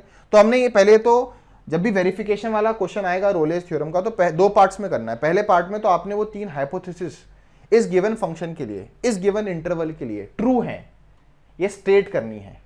और क्योंकि पॉलिनोमियल फंक्शन होगा तो उसमें पहले 2 को बस आपको स्टेट कर देना है कि polynomial function is continuous and differentiable everywhere, इसलिए इस गिवन इंटरवल में वो कंटीन्यूअस है, डिफरेंशिएबल है। और आपने ये प्रूव कर देना है कि जो बाउंड्रीज है उनकी लेफ्ट बाउंड्री और राइट बाउंड्री पे जो फंक्शन का आउटपुट है वो सेम आएगा। याद है ना, रॉकेट का लेवल सेम होना चाहिए एंड पे और स्टार्ट में, तभी तो वो टर्न करेगा कहीं ना कहीं बीच में। Now what will do is that once you have written the hypothesis आपने प्रूव कर डाली, तो आपको वेरीफाई करना है कि हाँ भाई तैयारी तो है पूरी।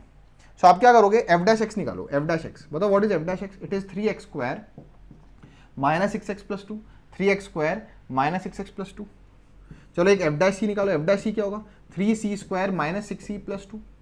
Put F dash C is equal to 0। भाई आप देख लो पूरा स्टेप, तब आपको रियलाइज होगा क्या आएगा। F dash C is equal to 0 मतलब 3c square minus 6c plus 2 is equal to 0। What is imply? C की वैल्यू क्या आएगी? सी धराचार्य से निकाल देते हैं। Minus b plus minus under root of b square which is 36 minus 4ac 3 into 2 4ac, ये तो आएगा माइनस 4ac 4 इंटू 6 आएगा अपॉन 2a। यहाँ से आएगा 6 plus minus under root of 36 minus 24 is 12, तो 12 अपॉन 6 कितना आएगा? 1 प्लस माइनस 1 अपॉन ये कितना होता है 4 रूट 3 4 इंटू 3 2 रूट 3 कटेगा तो 3 रूट 3। मतलब c की 2 वैल्यूज आई 1 प्लस रूट 3 और c की एक और वैल्यू आई 1 माइनस 1 बाय रूट 3। c क्या है? ध्यान सुनना, c वो पॉइंट माना है हमने जहां पे एफ डैश एक्स, एक्स का c लिख रहा है, तो c हमने वो पॉइंट माना जहां पे एफ डैश सी 0 है, मतलब स्लोप इज 0, मतलब tangent is parallel to x axis. तो स्लोप को 0 से इक्वेट करके हमने वो पॉइंट निकाला, स्पेसिफिकली वो पॉइंट निकाला जहां पे जो स्लोप है दैट इज 0। बताओ वो पॉइंट्स क्या है? 1 plus 1 by root 3 and 1 minus 1 by root 3। आपको मालूम है 1 प्लस 1 बाय रूट 3 कितना होगा? 1 पॉइंट समथिंग। और 1 माइनस 1 बाय रूट 3 क्या होगा? 0 पॉइंट समथिंग। पर ये दोनों के दोनों सी इस इंटरवल में लाई करते हैं। अब ध्यान सुनो, रोलेस थ्योरम कहता क्या था कि अगर मेरी 3 हाइपोथेसिस ट्रू है जो हमने प्रूव कर डाली स्टार्टिंग में, अगर मेरी तीनों हाइपोथेसिस ट्रू है, फंक्शन उस गिवन इंटरवल में कंटीन्यूअस है, डिफरेंशिएबल है, f of a is equal to f of b, then you have to show that there exists at least, word याद रखना, at least one c in the interval। यहां पे तो at least क्या दोनों ही लाई करते हैं, तो आप लिखोगे since, मैं इसको मिटा रहा हूं, आप लिखोगे since both values of c, एक भी होती तब भी कहते थे, क्योंकि जो रोलेस थ्योरम है उसमें जो word to be highlighted is at least। since both values of c lie in 0 से लेकर 2, क्योंकि 1 बाय रूट 3 जो होगा वो 0 पॉइंट समथिंग होगा, तो 1 plus 0 point something would be 1 point something and 1 minus 0 point something would be 0 point something, जो कि दोनों के दोनों 0 से लेकर 2 के बीच में लाई कर रहे हैं। तो कम से कम एक तो लाई कर रहा है, यहाँ तो दोनों ही लाई कर रहे हैं। तो आप लोग since both of them lie in the interval 0 से लेकर 2, hence Rolle's verified, and Rolle's theorem verified है ना। पहली बार आप जब देखते हो तो it seems a bit weird कि ये कैसे प्रूव कर डाला आपने। तो जब भी वेरिफिकेशन ऑफ रोलेस थ्योरम का क्वेश्चन आएगा, आपने क्या करना है, सिंपली पहले जो 3 हाइपोथेसिस हैं उनको ट्रू प्रूव कर डालना है उस पर्टिकुलर फंक्शन के लिए, उस पर्टिकुलर इंटरवल के लिए। उसके बाद क्या करना है, एफ डैश एक्स का एक्सप्रेशन निकालना है, उसमें एफ डैश एक्स में एक्स का सी डाल देना और एफ डैश एक्स को 0 से इक्वेट कर देना to find out that point where the slope is 0। आपके पास पॉइंट्स आ जाएंगे जहां पे स्लोप 0 है, और आप उन पॉइंट्स में से जहां पे स्लोप 0 है अगर एक भी पॉइंट ऐसा निकल जाए जो कि उस इंटरवल में लाई करता है, आप बोलोगे yes the Rolle's theorem is verified, कि हाँ इस इंटरवल में कम से कम एक ऐसा पॉइंट तो एग्जिस्ट कर रहा है जहां पे स्लोप 0, जो कि हाँ नहीं है। क्योंकि आपको याद है, वापस एक बार रीइन्फर्म कर दूं, अगर फंक्शन 2 पॉइंट्स के बीच में कंटिन्यूस और डिफरेंशिएबल है और दोनों पे लेवल सेम है, तो अगर उसकी शुरुआत कहीं से हुई है और उसी लेवल पर दोबारा आना है तो कहीं ना कहीं तो उसकी टर्निंग होनी है। अब इस डिस्कशन में आप याद रखना, अगर वो फंक्शन कांस्टेंट होता, कांस्टेंट फंक्शन का तो स्लोप हमेशा ही 0 होता है, तो फॉर कांस्टेंट फंक्शन तो it is always true. Now let us quickly now move to the mean value theorem, है ना। Let us quickly do the mean value theorem also, which is also very much similar, थोड़ी सी अलग है, पर इसे भी अगर आप ग्राफिकली समझोगे तो यू वुड एनालाइज कि ये भी बहुत ही कॉमन सेंस है। सो इसको लाग्रांजेस मीन वैल्यू थ्योरम भी कहते हैं, इसको LMVT या MVT भी कहते हैं ना, कई बार भी skip the word Lagrange's. So what does it says? So I am just again writing LMVT है ना, it states, I will display it on the screen, if f is a function that satisfies the following hypothesis. तो वापस से यहाँ पे 3 नहीं है, Rolle's में याद रखना 3 हाइपोथेसिस होती हैं, एमवीटी में सिर्फ 2 ही हाइपोथेसिस होती हैं। अगर एक फंक्शन है जो ये 2 फॉलोइंग हाइपोथेसिस को सेटिस्फाई करता है, पहला आप देख सकते हो f is continuous in a से लेकर b and f is differentiable in a से लेकर b। अरे ये तो वही है जो रोलेज में थी, वही एमवीटी में यस, रोलेज और एमवीटी में स्टार्टिंग की 2 हाइपोथेसिस उस फंक्शन के लिए, उस इंटरवल के लिए जो ट्रू होनी है वो दोनों की दोनों सेम होती हैं, बस तीसरी इसमें नहीं होती। इसमें ये जरूरी नहीं है कि फंक्शन a और b के बीच में अगर कंटिन्यूअस और डिफरेंशिएबल है तो स्टार्टिंग पॉइंट और एंड पॉइंट पे आउटपुट सेम आना चाहिए, ठीक है। तो एक काम करता हूं, before I read the last statement hypothesis के बाद मैं एक सिनेरियो बना देता हूं आपके सामने। मान लो ये a पॉइंट है, ये b पॉइंट है एक्स एक्सिस पे, ये f ऑफ a है और यहां कहीं f ऑफ b है, और मान लो फंक्शन ऐसा बना है ना, लेवल सेम नहीं है। So then what does the MVT states? Then there is at least, then there is a number c, वैसे यहाँ पे एटलीस्ट होना चाहिए, कम से कम एक ऐसा नंबर होना चाहिए। Then there is a number c in a से लेकर b, वापस से a और b के बीच में कहीं एक ऐसा नंबर c जरूर होगा, such that f dash c, अब इस स्टेटमेंट को ध्यान देना, such that f dash c is equal to fb minus fa upon b minus a। अब कई बार इसको समझाने की कोशिश करता हूं, कई बार स्टूडेंट्स बस के थ्योरेटिकल लुक को देखकर घबरा जाते हैं, सोचना ये क्या चीज लिखी हुई है। आपको मालूम होगा कि अगर मैं इस पॉइंट की बात करूं तो ये पॉइंट का एक्स कोऑर्डिनेट क्या है b और वाई कोऑर्डिनेट क्या होगा fb, और ये जो पॉइंट है इसका एक्स कोऑर्डिनेट क्या है a और इसका वाई कोऑर्डिनेट क्या होगा fb, सॉरी fa, क्योंकि ये ग्राफ किसका है, y is equal to fx का। अब ध्यान से देखो, y2 minus y1 upon x2 minus x1 ये लिखा हुआ है यहाँ पर, देखो y2 minus y1 upon x2 minus x1, और कोऑर्डिनेट ज्योमेट्री के नॉलेज के अनुसार आपको मालूम है कि जो राइट हैंड साइड लिखा हुआ और कुछ नहीं, ये जो 2 पॉइंट्स हैं, एक्सट्रीम पॉइंट्स, इनको जोड़ने वाली लाइन का स्लोप है, ये जो लाइन मैंने बनाई है डॉटेड, इसकी जो स्लोप है वो है fb minus fa upon b minus a। अब ये थ्योरम क्या कहती है कि अगर दोनों हाइपोथेसिस ट्रू हैं, a और b पॉइंट के बीच में फंक्शन कंटिन्यूअस भी है ओपन क्लोज ब्रैकेट में और डिफरेंशिएबल भी है ओपन ब्रैकेट्स में, डिफरेंशिएबिलिटी की बात हमेशा ओपन ब्रैकेट्स पे होती है, तो कहीं ना कहीं बीच में एक ऐसा पॉइंट जरूर होगा जहां पे f डैश c, मालूम है f डैश c का मतलब क्या होता है, स्लोप एट c। तो मान लो यहां पर आप देखो, इस पॉइंट की बात करते हैं, इस पॉइंट पे आप जो टेंजेंट बनाते हो, देखो ये टेंजेंट है, मान लो ये पॉइंट c है, मतलब इस पॉइंट पे जो f डैश c है वो इस टेंजेंट की स्लोप है, this is f dash c, इस टेंजेंट की स्लोप। तो अगर ये पॉइंट c है, इसका एक्स कोऑर्डिनेट c है, fc लिख सकते हो, इस पॉइंट पे f डैश c मतलब उस पॉइंट पे टेंजेंट की स्लोप, तो लेफ्ट हैंड साइड क्या है, एक a और b पॉइंट के बीच में c पॉइंट है, वहां पर टेंजेंट की स्लोप, द टेंजेंट की slope is equal to slope of this dotted chord. इसको ज्योमेट्रिकली एनालाइज करोगे तो इसका मतलब ये है कि a और b के बीच में कम से कम एक ऐसा पॉइंट जरूर होगा जहां पे slope of the tangent is equal to the slope of the chord joining the extremes, कम से कम, यहां पे एक at least word is missing. Is that clear? Sir एक से ज्यादा भी हो सकते हैं, यस। मान लो मैं एक सेकंड सिनेरियो आपको सामने डिस्प्ले करता हूं, let me display another second scenario in front of you, इसी के अंदर ही। सो मान लो this is a and suppose this is b comma fb, और मान लो ग्राफ ऐसा है, तो आप देखते हो इनके एक्सट्रीम को जोड़ने वाली कॉर्ड ये है, इसकी स्लोप है राइट हैंड साइड। अब मान लो यहां पर एक पॉइंट आप लो, यहां पे देखो इसकी टेंजेंट जो है, इस पॉइंट पे जो टेंजेंट बनी है उसकी स्लोप इस कॉर्ड से पैरेलल है, मतलब इन दोनों की स्लोप बराबर है। इस तरह एक और पॉइंट यहां हो सकता है, तो इस केस में एक सी नहीं होंगे, ऐसे 2 सी होंगे। Is that clear? तो ज्योमेट्रिकली अगर आप एनालाइज करो तो ज्योमेट्रिकली मीन वैल्यू थ्योरम का मतलब क्या है कि somewhere between a and b there is at least one point where the slope of the tangent is parallel to the chord AB, है ना, a और b को जोड़ने वाली, इसको कैपिटल A से अगर ज्वाइन करूं और इसको b से बोलूं तो a और b पॉइंट को जोड़ने वाली कॉर्ड के बराबर होगी उसकी slope. Now let us just quickly do take one more question जो कि MVT पे बेस्ड होगा और वेरिफिकेशन पे होगा, है ना। क्वेश्चन कैसे आते हैं, एकेडमिक लेवल के क्वेश्चन लिया है मैंने ये, find C of the MVT for function है fx is equal to 3x square plus 5x plus 7 in the interval 1 से लेकर 3। अब यहां वेरीफाई नहीं करना, क्वेश्चन को पढ़ो क्या बोल रहे हैं। 1 और 3 के बीच में कहीं ऐसा पॉइंट होगा c, याद है ना, c जो होता है वो इंटरवल के बीच में कहीं होता है। 1 और 3 के बीच में कहीं ना कहीं ऐसा पॉइंट होगा c जहां पर f dash c would be equal to fb minus fa। बताओ यहाँ पे b क्या है, 3, और लोअर लिमिट क्या है 1, सो f3 minus f1 upon 3 minus 1। अब आपको मालूम है आप क्या लिखोगे, स्कूल्स में आएगा, एकेडमिक्स में आएगा तो क्या लिखोगे, since the function is polynomial, मैं लिख नहीं रहा हूं, this is something which is very easily understood. Since the function is polynomial function is continuous and differentiable everywhere. Hence, the function would be continuous in the closed bracket 1 to 3 and differentiable in the open bracket 1 से 3. ये दोनों statement, दोनों hypothesis एक बार लिख डालना. In case the examiner is looking forward for these hypothesis verification, you have verified it. Now, what is f dash x? Solution निकालते हैं. हम उस c को निकालना चाहते हैं जो 1 और 3 के बीच में है. तो what is f dash x? F dash x is 6x plus 5. What is f dash c? It is 6c plus 5 है ना.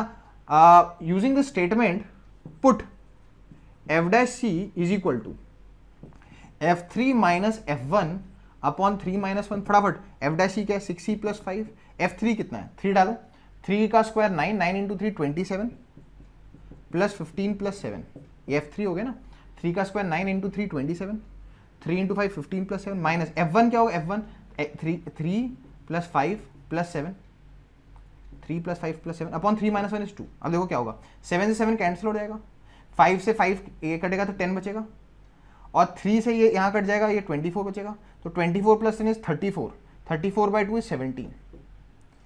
तो हमारे पास आएगा 6c plus 5 is equal to 17. तो यहाँ से हमारे पास आएगा 6c plus 5 is equal to 17, 6c is equal to 12, c is equal to 2. Since 2 lies in the interval, कहां से कहां तक, कौन सा इंटरवल था 1 और 3 के बीच में लाई करता है. Yes, since 2 lies in the interval 1 से लेकर 3, मतलब हमने ये प्रूफ कर डाला, हमने वेरीफाई भी कर डाला इनफैक्ट कि ऐसा एक पॉइंट एग्जिस्ट करता है 1 और 3 के बीच में जहां पर उस पॉइंट के ऊपर जो स्लोप है, slope of the tangent is equal to the slope of the chord joining the extremes. और वो पॉइंट क्या है, c इज इक्वल टू 2. तो इस क्वेश्चन का आंसर, इसमें वो वेरीफाई नहीं पूछा था, वो पूछा था find the value of c, तो आंसर होगा c is equal to 2. So I guess आपको एक डिसेंट आइडिया लग गया होगा कि रोलेज थ्योरम और मीन वैल्यू थ्योरम क्या होती हैं और इनको वेरीफाई कैसे करते हैं. एकेडमिक्स में तो वो जनरली आपको इसी तरह के बेसिक क्वेश्चंस देंगे जहां आपको पहले हाइपोथेसिस को ट्रू प्रूफ करवाना होगा और फिर जो कंडीशंस हैं उनको कंडीशंस को निकलवा कर आपको बताना होगा कि सी की वैल्यू क्या होगी, है ना. स्पेसिफिकली यहाँ पे सी वर्ड यूज होता है for that point that lies in the interval A से लेकर B. In the subsequent lectures, we'll move to the last topic of application of derivatives, which is known as maxima and minima. Again, a very important topic. And we'll take more questions on Rolle's theorem and mean value theorem. और अगर आपने इनको analyse किया होगा तो आपने realise किया होगा कि on analysis of Rolle's theorem and mean value theorem, they have just stated the obvious, जो कॉमन सेंस है उसी को स्टेट कर रखा है, कोई बहुत बड़ा रॉकेट साइंस नहीं है. अगर आप इसको बहुत ही आराम से ऑब्जर्व करते तो you would have analysed it yourself. So that would be end of this lecture. You can do a lot of questions, practice a lot of questions from your basic books, from the notes on the concerned topic of increasing, decreasing, monotonicity and Rolle's theorem and mean value theorem.